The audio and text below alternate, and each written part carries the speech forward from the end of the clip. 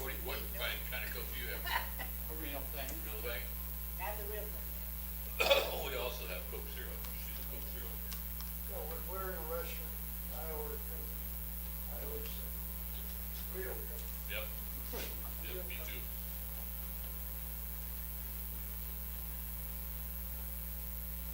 I always Like want. a can, Sue likes the bottle. Pardon? I said Phil likes the can, but you like the bottle. No, it was just, I don't drink very much soda. I don't drink it very often. Oh, Nora, she said soda. Yeah. Well, I'm from Alabama and I still say soda No. now. I didn't, everything was a Coke when I was growing up. Yeah. I didn't care Me whether too. it was Well, lemon yeah, I lime was or gonna say you were. whatever, it was Coke. The reason I got cans, But now I say this soda. 12-pack of cans slides into the refrigerator. I lived in Okay, Florida get when ready, I was folks. You got just a 18, few more and minutes so to I talk freely. adopted the. Because we're now counting down. Well, soda is from our son who Everything lived was a in Coke. Georgia, and we lived in Georgia You for want a 10 Coke? years. Yeah. And if they said yes, you said what kind? Yeah, yeah, yeah. We used to call it pop up north. Uh-huh. Yeah. So when Pop. pop, we call it pop, so when I came down here and they call it soda, I just call it soda pop. Oh. People say that. Coke, Coke's always Coke. I've heard people Yeah, say it in that You can use way. Coke that too. they use Coke. always Coke, always. Had I realized, I would have poured out half of this for you to have tonight. You're fine.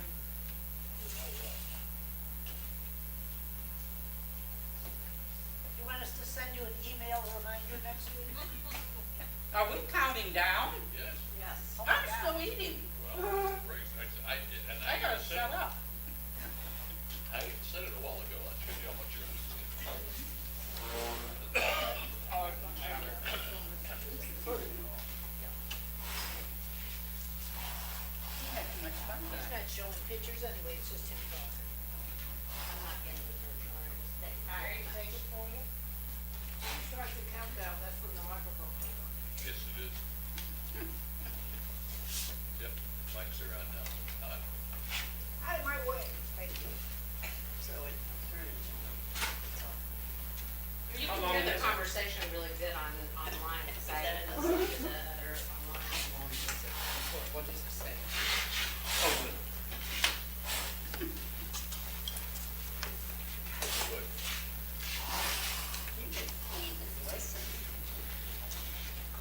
I don't know if there's a lot. I got one chicken. You all can, right?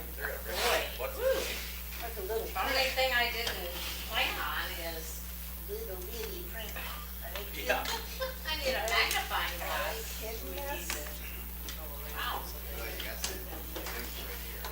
Oh, it has it Listen. here, okay. Yes.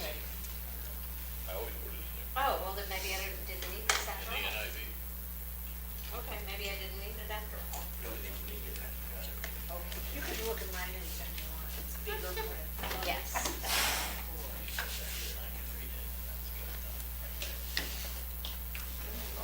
Okay.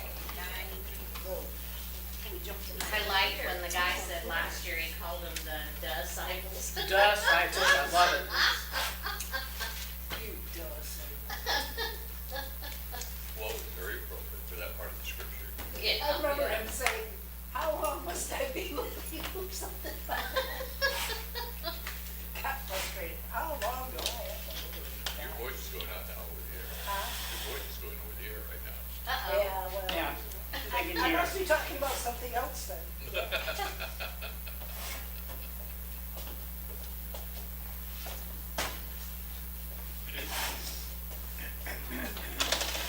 I also have it on my phone, you want that? Not good at How many minutes do we have? It's not the A same. minute and 14 seconds, 13, 12, 11. Don talked to Judy Cloninger today. Okay. Okay, Charlie is home. okay. Good. Yeah, but that's That's not good. not for her. No. And she's having to try to feed him through a feeding tube, having a multiple Does she have help? Well, son, not 5 o'clock. son. And she has to put the food like a powder. Has to make food like powder. Wow. And then the tube clogs up and she has trouble you know, she says clogged up over twice. I mean, she's not the professional, you know? I don't know if they trained her on how to do that before they left the Oh, they hospital. surely did, I hope so. They should have. Oh my gosh. She's about beside herself with it. Oh, that's a shame. And how long does he have to have the feeding tube? Maybe forever. That flap. His may not heal. picture is It not may not heal, so working. may not change. It's a shame they can't do something about that. Now, when she texted me, Here we go, folks. Hey, good evening out there. Now that I see my face on this TV screen, I hope you can see it. And I probably am scaring you half to death because it scares me half to death. But welcome. We're working on week 4 of John's Gospel, and we'll be in the 9th chapter. And this whole lesson series this week is entitled, Jesus Heals a Man Born Blind. So let's have a word of prayer before we get started, shall we? Father, I just ask you to be with us, have your Spirit with us, show us the meaning of your word, and let us understand more and more about what you're trying to communicate to us in this gospel. It is a complicated one, a deep one, but we are learning a lot. Let us learn even more tonight, Father. In your Son's name, amen. Amen. I'll need a minute. Aren't we working, Ron? What's that? Oh, yeah, it's working. Now you are. Well, hi, we weren't working before. Okay. Maybe. He just didn't have a speaker on. Yeah, he didn't have the speaker.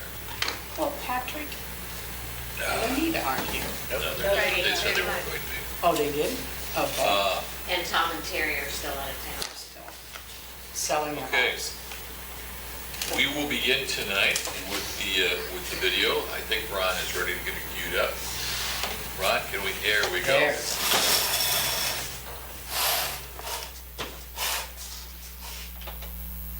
The longest continuous narrative in the Gospel of John, up through John 9, is in fact in John 9, the story of Jesus' healing the man born blind. There are various reasons why so much concentration is placed on this story. In the series of sign narratives, this is number 6 out of 7, with the 7th sign narrative being the raising of Lazarus. So this is the penultimate miracle, and we might think something less of a miracle than the raising of Lazarus from the dead. But if we were to think that, that's not how early Jews would see it. After all, there are Old Testament stories about a prophet like Elijah raising the dead. But there are 0 stories, nada, zip, zero, nada, in the Old Testament about anybody giving sight to a blind man. Never mind a man born blind. In order to understand this story, we need to understand how people, in their minds, connected sickness and sin in early Judaism. If you were sick, it was often assumed that you had sinned, or maybe your parents had sinned. If you were born with a physical deformity, whether you were a eunuch, you were born blind, with a withered hand, whatever it was, the assumption was you or your parents or some ancestor of you must have done something terrible to deserve this, right? So there's this close nexus of assumption between sickness and sin. And that, in fact, is the very question that the disciples at the outset of John 9 raise in this story. Lord, they say, Master, is this man born blind the way he is because he sinned or because his parents sinned? What we can see in the teaching of Jesus is he's severing that false assumption that sickness must be evidence of sin. No, Jesus knows perfectly well we live in a fallen world, that often bad things happen to good people, even God's people, and you can't judge the state of somebody's soul from the condition of their body. You just can't. Is there sometimes a connection between sickness and sin? Well, of course.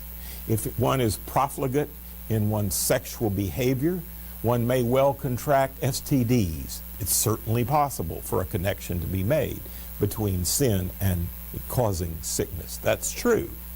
But there is not a one-to-one correlation between sickness and sin. That Jesus quite specifically denies, not only here, but in Luke 13, when he's asked, did the tower of Siloam fall on those people because they were worse sinners than anybody else? No, says Jesus. That's not the case. You can't just look at what happens to a person and conclude what is the spiritual condition of the person. All the more so in this story of a man born blind. Now, one other little tidbit of context you need to get. The truth of the matter is that there were some early Jews who said, find me somebody who can heal a man born blind and we'll know Messiah has come. This story then becomes all that more luminous in revealing just who Jesus really is. Now, this miracle, like most of the miracles in the Gospel of John, is not recorded in the Synoptic Gospels. In fact, the only major miracle of Jesus that is recorded from the ministry period in all four Gospels is the feeding of the 5,000 and walking on water tandem. These are two miracles back to back that are recorded in all four Gospels. It's the only one like that. The miracles in the Gospel of John that we are emphasizing in this book of signs are not recorded at all in the Synoptic Gospels, whether we're talking about the water changed to wine, or the healing of the man born blind, or even the healing of the paralytic at the pool of Siloam, or finally the raising of Lazarus. It's a distinctive, unique story. The story itself, which takes up the whole of the chapter 9 of the Gospel of John, is a story of two ships passing in the night. What happens in this story is that the man born blind gains sight and insight progressively as the story develops, till you get to the end, and he's not only gained his physical sight, he's gained spiritual insight into who Jesus is, and at the end of the story he confesses Jesus to be the Son of Man. The only place in the whole of the New Testament somebody confesses Jesus to be the Son of Man. A very powerful conclusion to the story. But at the same time, on the distaff side of this, the Pharisees become more and more and more spiritually blind as the story progresses, so that at the very end of the story, the Pharisees see the man born blind confessing Jesus to be the Son of Man, and they ask, surely you're not saying we are blind too? And Jesus says to them, if you were blind, your sins would not be counted against you. In other words, if you were ignorant, this would not count against you as sin. But since you claim to see, your sin remains for falsely judging me and this man. So it's a powerful story, full of tension, developing to a point of confession, with the Son of Man being confessed by the man born blind. I've talked about the crescendo of the miraculous in this gospel.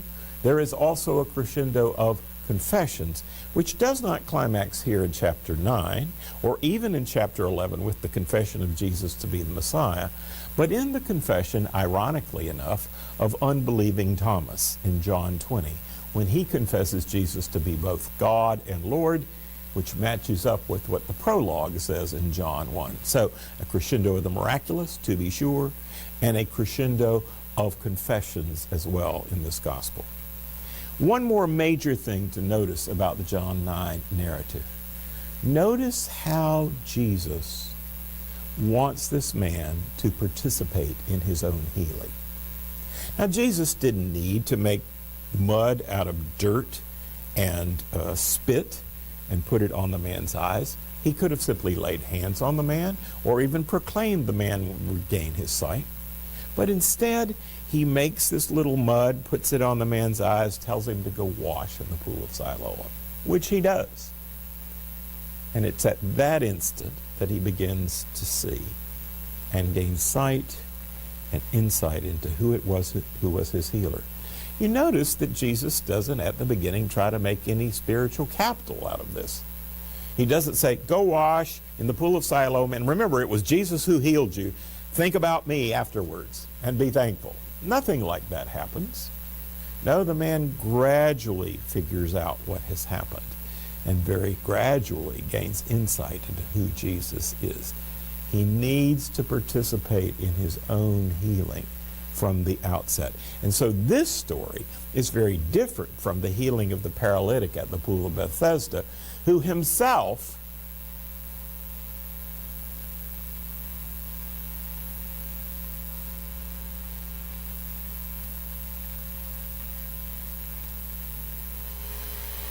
Ron, can you hear me?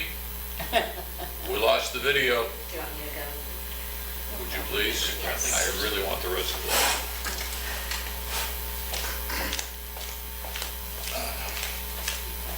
Sorry, folks, we're in the middle of technical difficulties here. We can start out, well, we'll wait to do that.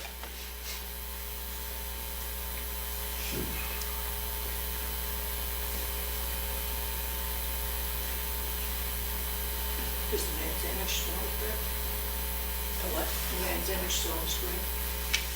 No, it's us. We're on the screen. But the- Right away. So we see the back of you and the back of Don, and me talking to you. We see ourselves. Yeah. Hi, And that camera everybody. up there. The whole thing. So We I'm don't trying know to if we're look broadcasting studious. what this or, no. If you out there are, They'll know. think something's going on, you're exactly right. We have some technical difficulties, and we'll try to get those worked out before we go any farther.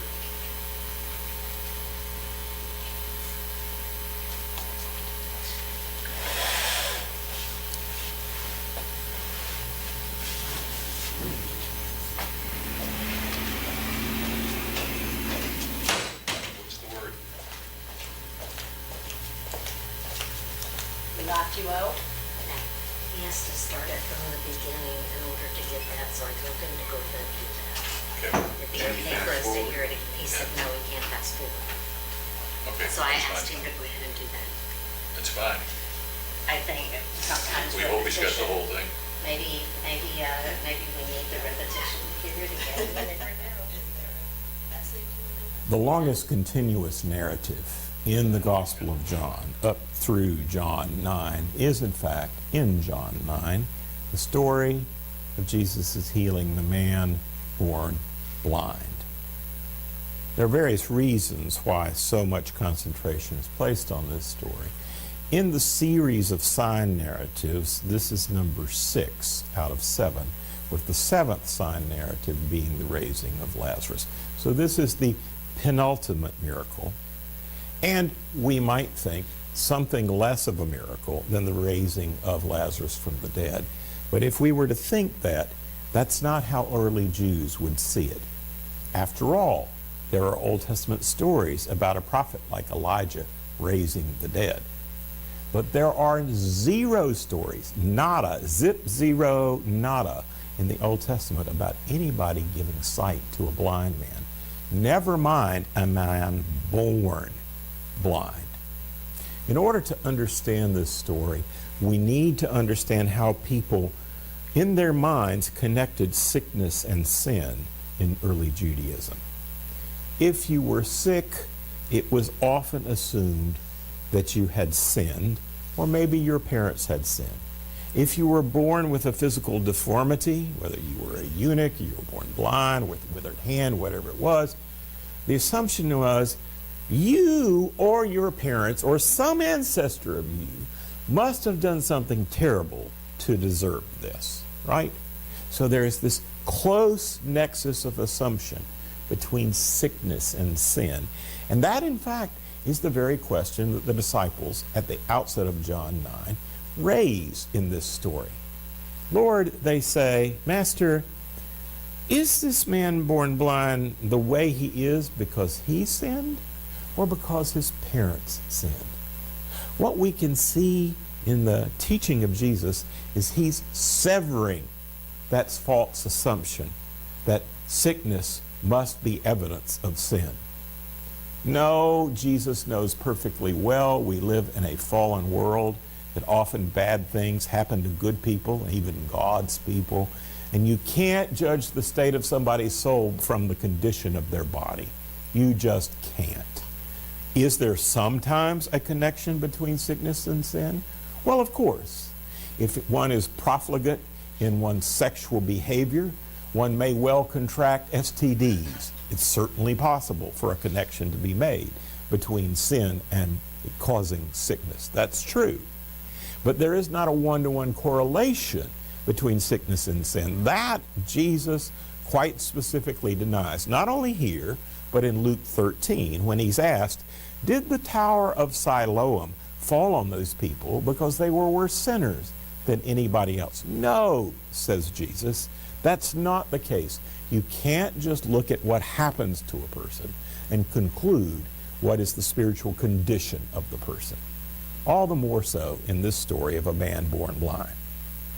Now, one other little tidbit of context you need to get. The truth of the matter is that there were some early Jews who said, find me somebody who can heal a man born blind and we'll know Messiah has come. This story then becomes all that more luminous in revealing just who Jesus really is. Now, this miracle, like most of the miracles in the Gospel of John, is not recorded in the Synoptic Gospels. In fact, the only major miracle of Jesus that is recorded from the ministry period in all four Gospels is the feeding of the 5,000 and walking on water 10. These are two miracles back to back that are recorded in all four Gospels. It's the only one like that. The miracles in the Gospel of John that we are emphasizing in this book of signs are not recorded at all in the Synoptic Gospels, whether we're talking about the water changed to wine, or the healing of the man born blind, or even the healing of the paralytic at the pool of Siloam, or finally the raising of Lazarus. It's a distinctive, unique story. The story itself, which takes up the whole of the chapter 9 of the Gospel of John, is a story of two ships passing in the night.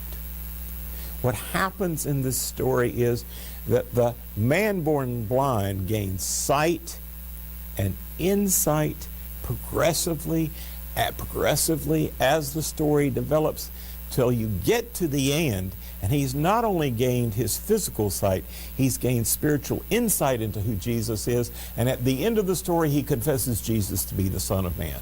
The only place in the whole of the New Testament somebody confesses Jesus to be the Son of Man. A very powerful conclusion to the story.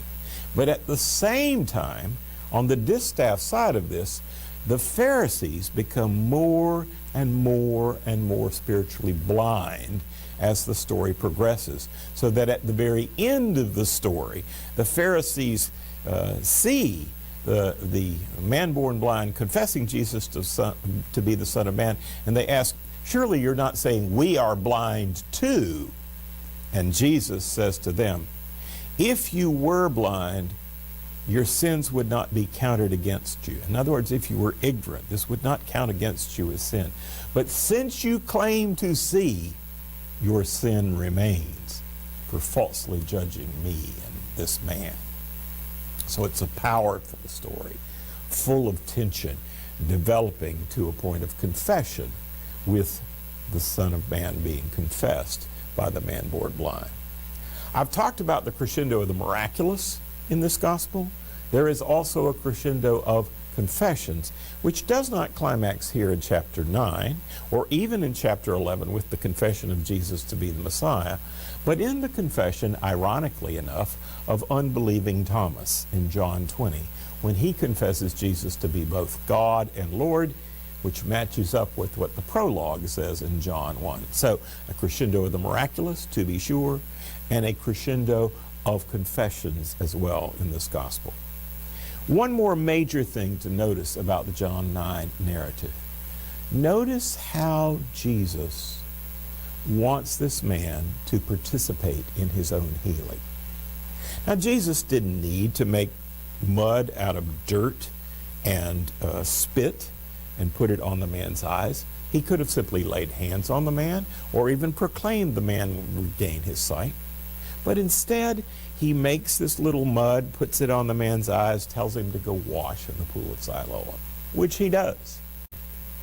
And it's at that instant that he begins to see and gain sight and insight into who it was who was his healer.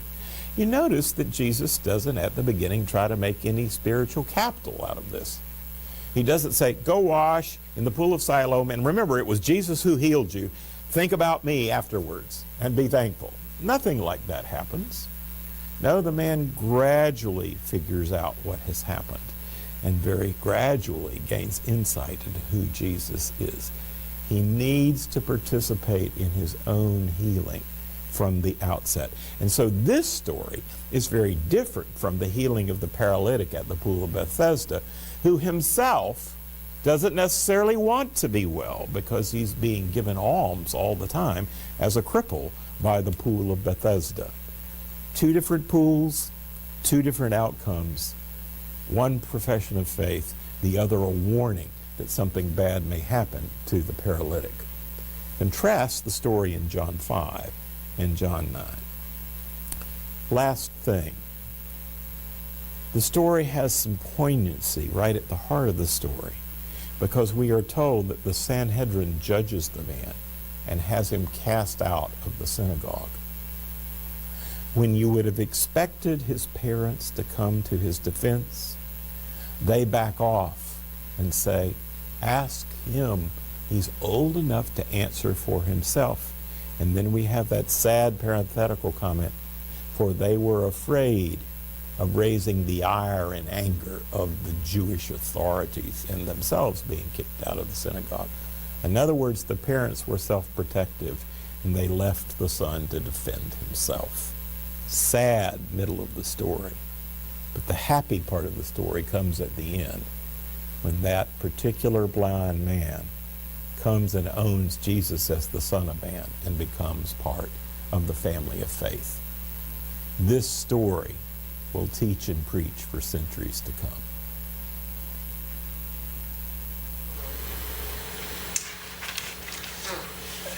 Now you're starting to feel, or I hope, why I chose John's Gospel. The other three, nothing to downplay them, but the other three are more concerned with a historical narrative. John, that is related to a Jewish population. John's Gospel is looking far deeper into Jesus and what Jesus did. And believe it or not, this gospel is probably more related to the Gentiles, to introduce the Gentiles to the Christ. And so we get a lot of two-dimensional kinds of teachings, and there's a lot of surface, but there's so much depth, it's unbelievable.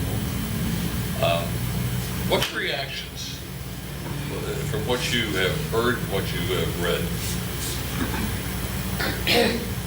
One thing that struck me, and it, and I don't know why exactly it did, but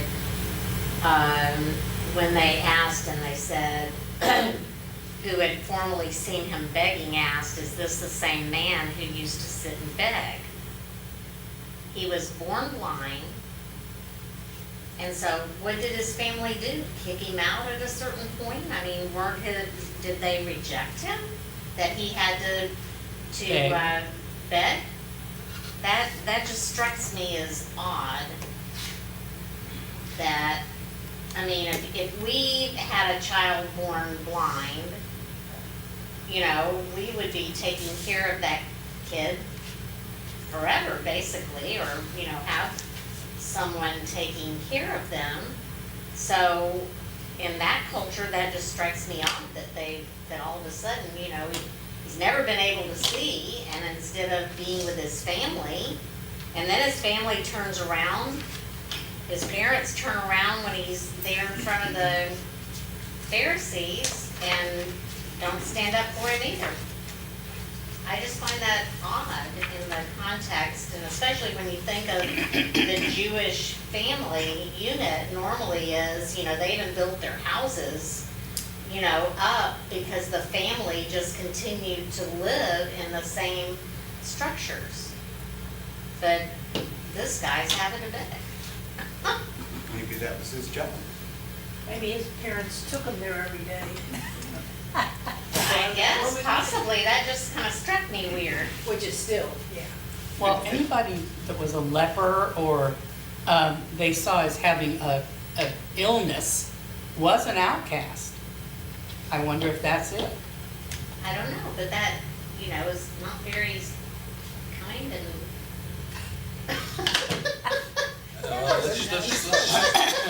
I'm sorry, it Well, just, if he was born blind, he couldn't have sinned. A brand new baby that's just born I agree, cannot sin. I agree. However, Would have to be, in their thinking, have to have been the parents or somebody further back. But they still rejected him. Yes. Are you sure they rejected him? They rejected him in the discussions with the people. But it was not uncommon that a person with an infirmity was put out to beg. That was the way they earned their share of income for the family. Interesting. I mean, could he plant crops? No. No, he Could he didn't. take care of sheep? No. Was he just gonna lay around and loaf? No way. So what could he do? He could go and beg. And I think that's where his quote-unquote occupation plays into this. Now later here in this chapter, we find out that they do sort of disown him, but that's because they don't want to be held in any way accountable, To the Pharisees. To the Pharisees. And the synagogue, yeah. because the Pharisees have a very high expectation and a very low expectation of people depending on where they're at. Right. And they don't want to get into trouble with the Pharisees. So you're dealing with a story that is really being not only taught on two levels, is lived on two levels. Okay? And I think that's one of the things we gotta start holding on to in John's Gospel. John's Gospel tells us what's going on. But underneath what's going on up here, there's a lot more going on down here. And this is just the first that you're going to encounter of that bi-level existence. There were two things that I wrote down, thought interesting, was that Jesus knew good things happen, bad things happen to good people in the broken world, and the broken world is still broken. Amen. And people ask that question all the time. And I what do you say? Now I kind of understand a little bit what to do. The other thing was the ignorant people. That's what I've always thought about, is people in Africa or somewhere isn't Christian, doesn't know Jesus. What about their sin? Well, what we consider sin, Jesus considers sin, I guess, but what about them? But he says here, if you're ignorant, if you don't know, then you're not counted against you. But if you know and still believe that your sin is part of your spiritual belief or whatever belief, strength, then your sins will still be counted against you. The culture of that time, sickness is caused by something you did wrong. Good health is caused by something you're doing right. So, I mean, right off the bat, he does have a strike against him. So the family has looked after, well, how do we get some productivity out of him? Well, you put him out on the street corner to beg. Now, later on in the gospel, where they're asked about him, they, in effect, disown him. Okay? The Jewish people at the time and their belief structures was remarkably simplistic and yet difficult. It's simplistic because the whole and the healthy were good, and the weak and the poor were bad. Where does that come from? Well, you're dealing with a population that's basically shepherds. And healthy sheep are good sheep. Sick sheep, kill them. You know, but you can't kill yourself. So we're working through that two-level kind of structure here. I think the cattlemen do that today. Yeah, they They do. have a weak or ill calf that's not quite whole, and they understand, they set them aside. Why waste feed on them? They will, one day I knew from a while back, she said, well, I'm gonna take that one home. And she, fed it, took care of it, and all that, but they feel like they don't have time to spend on this because they need to take care of the rest of them, I guess. And in this first section, the verses 9, 1, 5,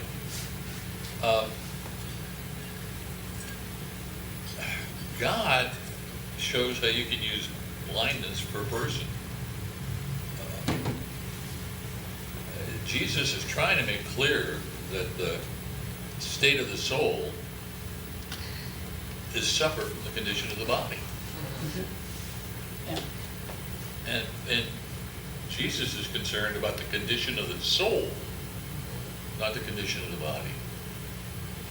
And that shows a little bit of light on how Jesus is going to be talking about this for the rest of the gospel, but really heavily here in the 9th chapter. My question came out at the very beginning. When Jesus walked up, he saw that the man had been blind from birth. How did he know? Because he knows he's God. I know, but wait, it even says he saw that the man had been blind from birth, I believe is the term. And I thought, so what was there about him that made everybody know he was blind from birth? Anyway, that was my... I figured it was a close-knit community like most small towns. I don't know what size town was, and everybody knew. You're probably right. But look at it from this angle. The disciples were operating under an assumption that if you were sick, something was wrong with you. Jesus was looking at the person that was sick and claiming him as his child, which led to a different level of behavior. How many times do we look at people and judge them on their appearances, on the high level rather than on the low level? Now let's move on, because now we're going to move into what's going on to try to heal a person like that. The culture says you can't heal him. So Jesus does something that is just totally out of this world.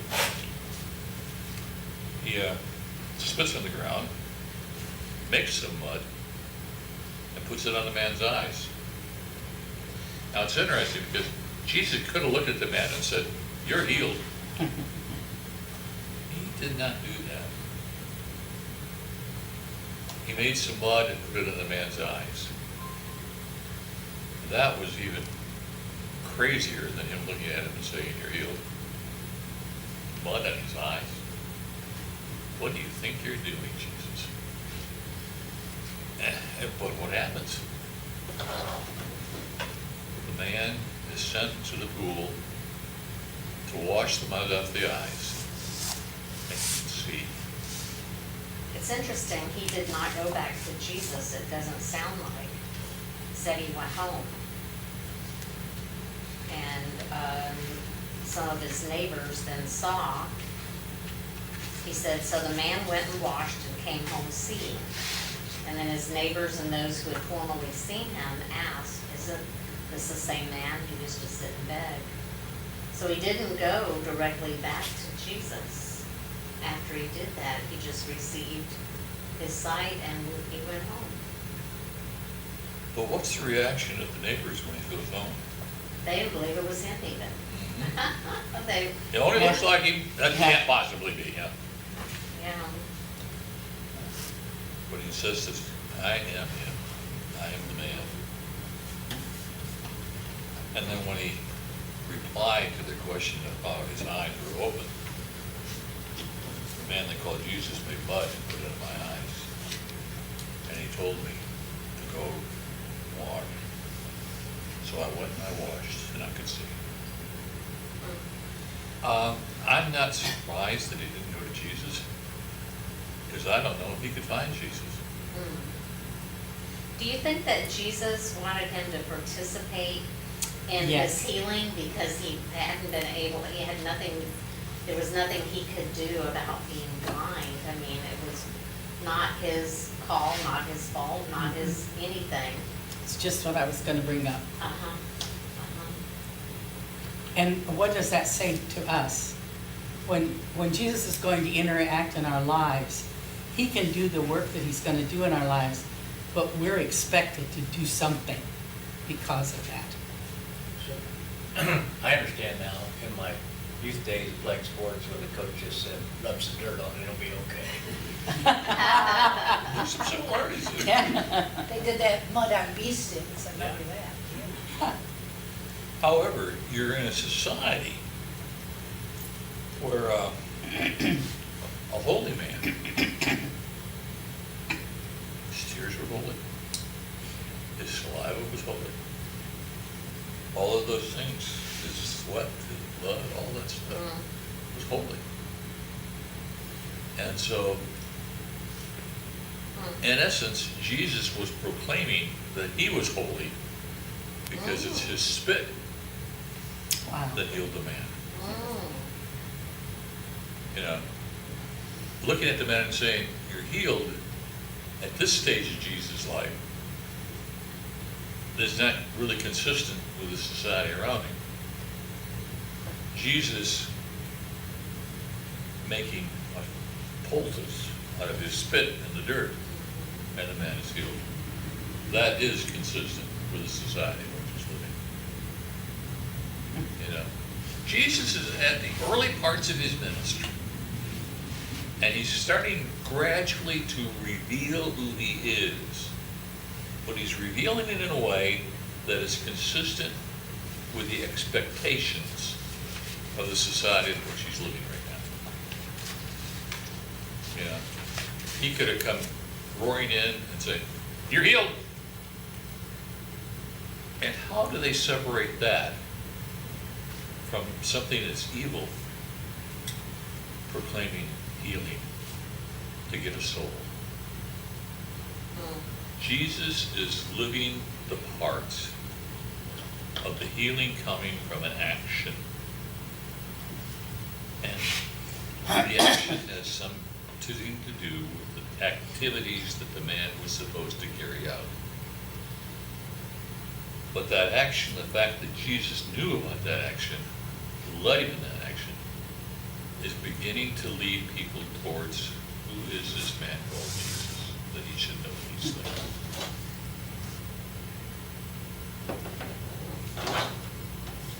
It's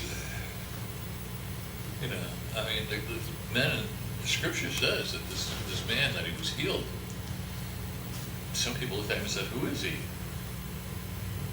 And others said, "Well, he's the one that was blind." And then they wanted to know, well, how were your eyes open? There's the intro point. How were your eyes open? It starts to open doorways for his story to be told and Jesus' story to be recognized. So you got to keep in mind that we are at the beginning of Jesus' ministry. And this is a very tiered kind of production here. What would be the reason that they brought the man to the Pharisees at all? Well, who are the Pharisees? They're the leaders, the religious leaders. These are Jewish people. And he's Jew. And don't you think that maybe he thought that, or they thought, that he needed to be presented to them Oh, because he had been healed. because he's been eating? You know? And in doing that, actually, the Pharisees were being challenged. Do you believe this? Well, a good Pharisee does not believe something like this. We're starting down a road of division. It's interesting that in the very first part, it's talking about, as long as it is day, we must do the work of him who sent me. Night is coming when no work can be done, when no one can work. But he's also doing it on the Sabbath, when no work should be done. Did he consciously choose to do it on the Sabbath? Because he could met this man anywhere any other day, because he was always begging at the same spot. That's what we get down to in the next group of scriptures. He's brought to the Pharisees, and they had said and asked him how he received his sight. And he said, well, this guy put mud on my eyes. And then I washed him, and now I see. And he says, this man's not from God. This happened on the Sabbath. Ah, You don't do work on the Sabbath. I mean, come on now. This man is sinning. And now that is the conflict that's starting to be raised. This man can't be really religious. Why would he do something like this on the Sabbath when you're supposed to rest? Did that start beginning of the Pharisees watching him more carefully about what he's doing? And that the culminates in the I think so. cross? this was early on in his ministry, That's so what- it went for, But they of were course, for saying- 3 they were years, saying, what's yeah. this guy doing this on these, no, can't be real Jewish. Yeah. And he says that. The Pharisee says he can't come from God. Look what he's doing. He's not keeping the Sabbath. Well, if he was from God, surely he'd keep the Sabbath. Because we're supposed to keep the Sabbath. If he's from God, he should keep the Sabbath. But isn't that a man-made rule? Yes, it is. That's not necessarily, I think Jesus is trying to say that, you know, you can't put God in a box, right? And that's what I think they did is, you know, so does that mean if somebody, you know, had a real issue on the Sabbath, you know, and it was life-threatening or something, they just let them die? Seriously? I Seriously? think they seriously did. No. It's like trying to get an appointment with the doctor. You just have Ain't that the truth? this week. But what does that say about a tradition in the Christian church that says you can't work on the Sabbath? Well, that's one of the Big Ten. Remember the seventh day to keep it Big holy? Ten. Yeah, the Keeping, Big Ten. does keeping it holy mean you can't do something productive for God? I See? didn't know a couple that would not work on Sunday, even make food. She made the day before, and then you just come and serve But yourself. Phil, as a Coke. pastor, you Yeah. worked on Sunday. She- That was your they prime were- day to work. They called themselves Christian, but they would not work on Sunday, on anything. My father never farmed on Sunday. He fed the animals, but he didn't do any other work on Sunday. When we were traveling in Israel, they had different elevators because you couldn't push the button to go up to your floor if it was on the Sabbath. So they'd have somebody in there pushing the button for them. And then it was okay? It was okay then. Well, I remember a Jewish man that lived in my neighborhood, and we talked several times, and he said that there were ways to get around everything because like on the Sabbath, you couldn't go any more than a certain distance. You know, Right. on the Sabbath, the way they got around it is they went from point A to point B, Yes, okay, and then from point B to point C, and they were the right distances, so that, yes, there's a way, you know, even the Jewish rules, they have ways Kind of around bend them a little everything. bit. Yeah, they do. But we're now in a part of the gospel here, that it's clear that Jesus worked on the Sabbath. Yeah. He was a is. Sabbath breaker. Yep, he was, and this isn't the only time. That's right. Wasn't the first, wasn't the last, and it's certainly not the only. Now, earlier, did you say that these were Gentiles that he was dealing with, or no? No. No. These would Jews. Well, at the top of the second page, it says, yet the meaning of Sabbath is cease. So what better day to heal the blind man? Recognize that the kingdom was breaking into this world. And here we're now going to start to face the reality. The kingdom supersedes everything. And the God, the Christ, supersedes everything. And there's nothing wrong with keeping the Sabbath in terms of it's a day of rest. But if I run across somebody in a car accident or just a little bit of an injury, can I walk away from that? He said, well, no, you can't walk away from a car accident. But I certainly shouldn't walk away from a bleeding finger. Oh yeah, I don't do that with my kids.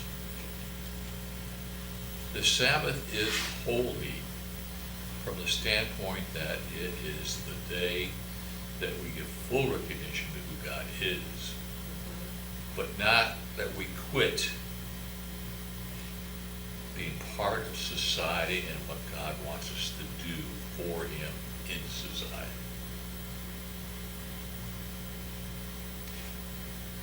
That's a hard lesson for me because I really enjoy resting on Sunday. Well, I can't do that today. Yeah, it's the Sabbath. Well, that's a pretty weak excuse.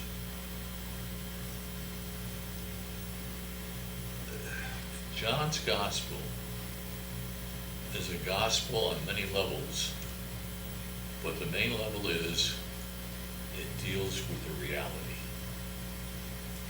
reality of society, of people, of needs, and of who Jesus is. Well, and it shows the contrast between a set of rules and the compassion of our Savior.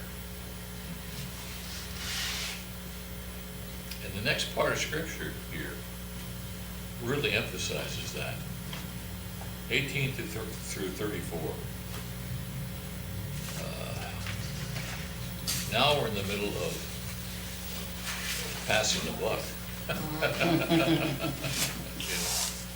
This is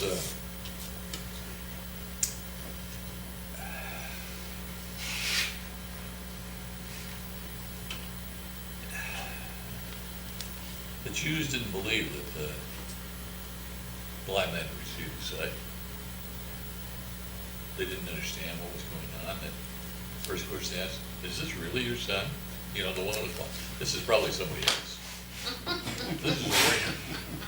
He's a fake. Yeah, this is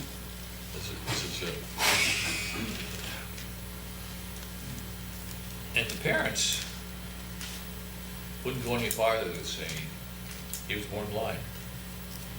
They wouldn't say that they now knew that he was able to see. They stopped cold. Yeah, but in 21 it says, but how he could see now, or who opened his eyes, we don't know. Well, maybe they weren't there.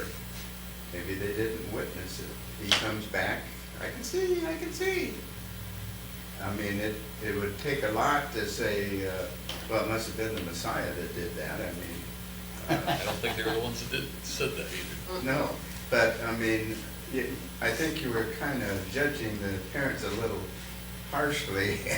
If we had had that happen now, and the son came home to us, I think we would not necessarily be willing to go out on the limb when the officials are staring us in the face if we'd never met Jesus, never seen him, never been around him.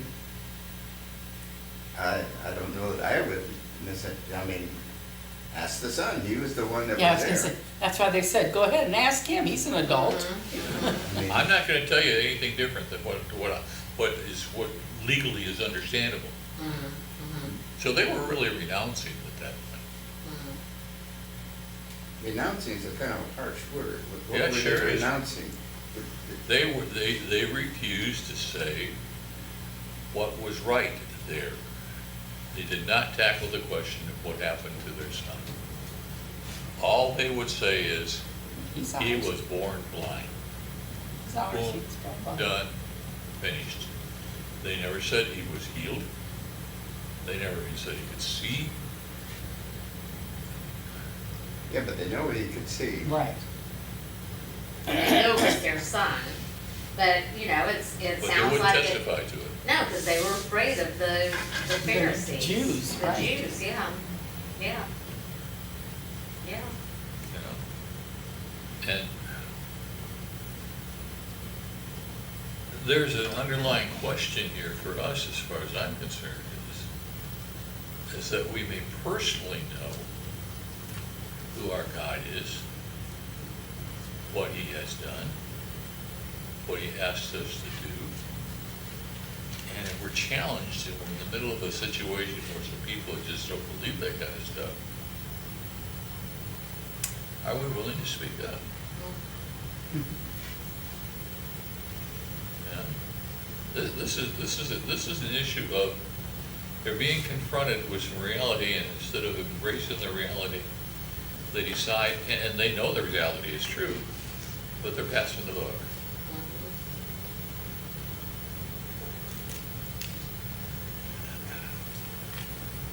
I'm fearful that there's too much going on with life, within Christianity today, that the results of buck pass. Yeah. There is denominational understandings that prohibit them from accepting a different understanding in another denomination. Well, we're the only denomination that's got a handle on this one. We're the only ones that got it right. That's what they wanted. Well, and that's what's the real problem with the Latter-day Saints. They believe that their way is the only way. There's a lot of man's law in here.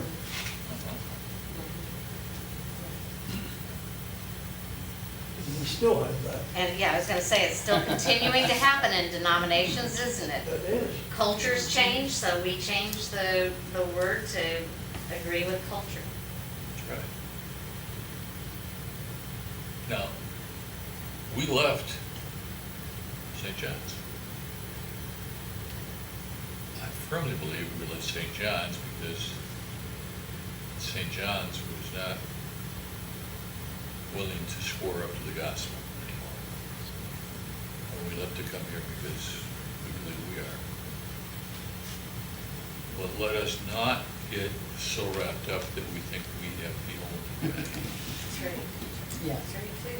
That's, Because if we do, then we're on the verge of passing the buck. As bad as they are.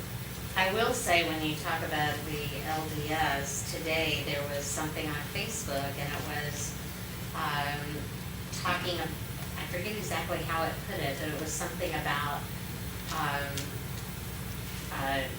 churches, you know, that different denominations or different things, and supporting it if you, and so I actually responded and I said, Living Rock Community Church is, you know, a spirit-filled body of believers who preach, you know, where the word is preached and all of that sort of thing.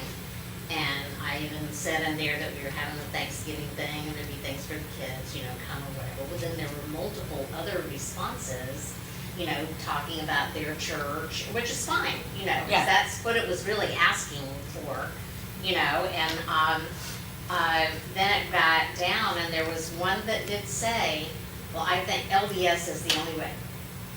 And it specifically said that, I could probably pull it up, but it specifically said LDS is the only way.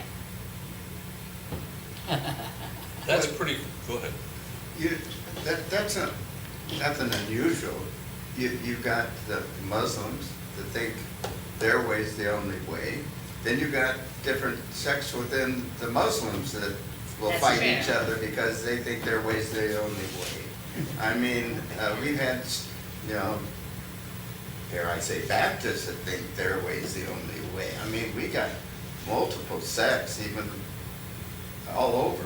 Yes. I mean, and because we think our way's the only way, we'll fight a war, you know, because of that, and have crusades and other I things. was trying to see if Because that of would that. show up in my feed again, but it doesn't look like it's doing so. But at least at this stage in John's gospel, Of course. we see what's happening. The Pharisees summoned the blind man's parents. And they were going to go after him.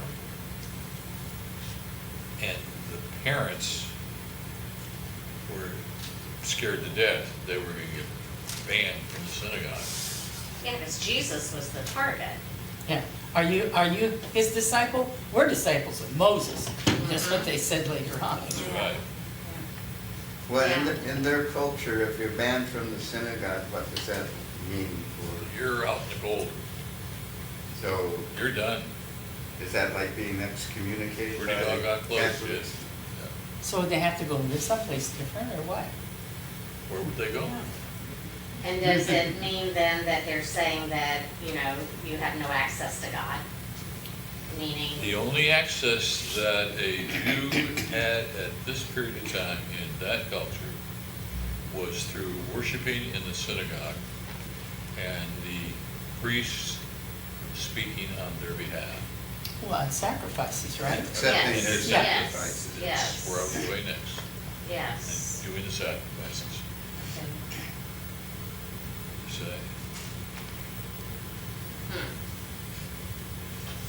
Interesting. now, interestingly enough, when the blind man was confronted, he said, well, I don't know whether Jesus is the Messiah or not. But then,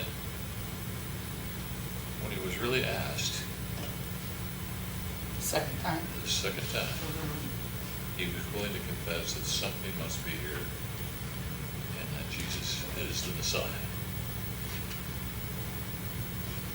The issue is not what denomination. Mhm. The issue is Jesus the Messiah? I don't care whether you're Baptist, I don't care. Look, we have one in our church who's brought up Latter-day Saints and finally realized that his profession was more Jesus than it was the dogma of the Latter-day Saints. And that really is the issue. Are we worshiping God or are we worshiping a dogma? Well, and I think we have to look at what we stand for, and that is also the virgin birth. I mean, I just think there are some basics that if you don't believe those, then what do you believe? Well, I hope you're not inferring that the LDS don't believe in the virgin birth. Because they do, but they also think that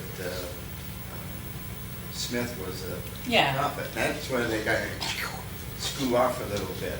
But there are other denominations, which shall remain nameless, which will not say that they believe in the virgin birth. And that to me that's like that's the line. That's the line for me. That's Christian light. Not you, he's talking about the, yeah. Yeah. But we had my brother, was it Unitarian? Mm. And we went there at Easter time for a visit. And Went to church with them.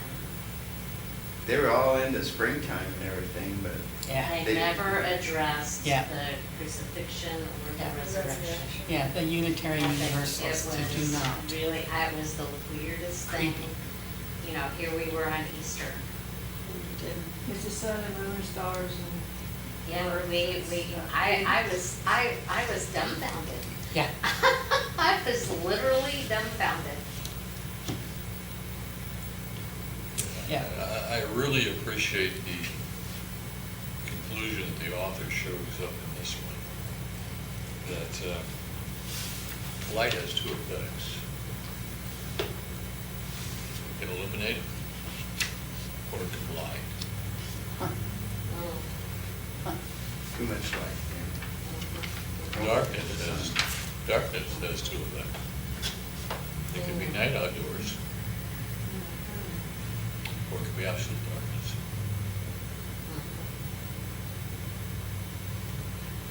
You know, just backing up slightly about doing things on the Sabbath. Is when he had healed that man with the shriveled hand in the synagogue. On And the they were, Sabbath. yeah, on the Sabbath, and they questioned him, and he said, now, if you have a sheep and it falls in the pit on the Sabbath, wouldn't you take a hand and get it out, you know? And isn't a person more valuable than your sheep? So he keeps having to explain it Like he does with me. Next time, Very let me say this. controversial, Yeah. you know. You see, and what we as individuals try to do is to come up with a cut and paste formula, and it's not that simple. It's really what's here, Yeah. and it can vary, but most of it is twofold, and it starts with what would Jesus do and what would Jesus have us do? And the thing about living in the light doesn't mean living in such a spotlight that we're blinded. And the darkness that is talked about is underground in a cave where you can't see anything. The darkness of the night is okay. And you got to watch how you're gauging all this stuff, gauging your own faith, and unfortunately judging others' faith. And with the exception of some very extremist views, I basically cannot find too much difficulty in finding fellowship with a lot of other denominations. Oh, absolutely. Yeah. Absolutely. You know, Absolutely. I'm a Methodist, but I've received my basic pastoral training in a Baptist seminary. And I was Baptist for probably 20 years, 25 years, Yeah. maybe longer. So, Matter of fact, I was community, I was interdenominational when I met this guy, and he was Methodist. And so I said, well, I can worship in a Methodist church. well, one of the joys in many respects of being at this Baptist seminary was my New Testament prophet, my New Testament professor, was a German. And my Old Testament professor was a Frenchman. And he was in World War II and swam the rivers with explosives on his back fighting the war. These two men were like this. Awesome. What many people would have said are natural born enemies were really brothers in Christ. And I think Well, that's that, because it's heart, not head. That's Yeah. right, that's right. and that probably taught me as much, if not more, than just the cut and dry denominational question. Absolutely. You know? Yeah. I was ordained in the United Methodist Church, but there was no problem with me with the Baptists, Congregationalists, and all that kind of stuff. Now, I did walk away from the United Methodist Church when they went so liberal that it didn't matter whether you were worshiping Christ or somebody else. But it's still Wesleyan, it's Yes. still Methodist, it's still, you know. Well, yes and no. It depends on what part of it is now. There will get some that are professing Wesleyan, but they're so liberal, they won't not, it's an anything goes kind of situation. Right. And so, you know, that's why I walked away from it. And I'm not saying they're all that way. I'm just saying that's why my decision was. And my wife is sitting over here telling me to shut up.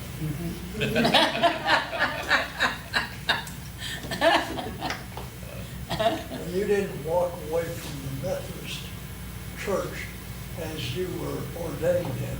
Yeah, Methodist church. It's completely different. Yeah. It's very, And very, that's why you walked away.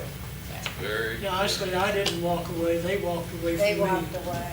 Yes, I think thank that's a- you. that's a Thank better- you. better That That statement. is a Yeah, better statement, yeah, I Yeah. think that's a Yeah, better yeah, statement. yeah. Well, I know we got sort of started late because of problems with the television, but I don't want to keep us too long. You gotta say goodnight to those people.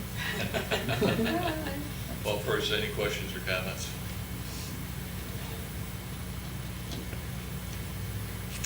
Well, I'll tell you, I don't know about you, but I'm enjoying John's gospel. It is the hardest gospel. There's no two ways about it. But already I'm starting to try to figure out what I want to teach after this. And if you have any ideas of where you want me to teach, let me know. I may or may not agree with you. So, What chapter are you gonna teach next? You know? one of the Bible. He read the wrong chapter for tonight.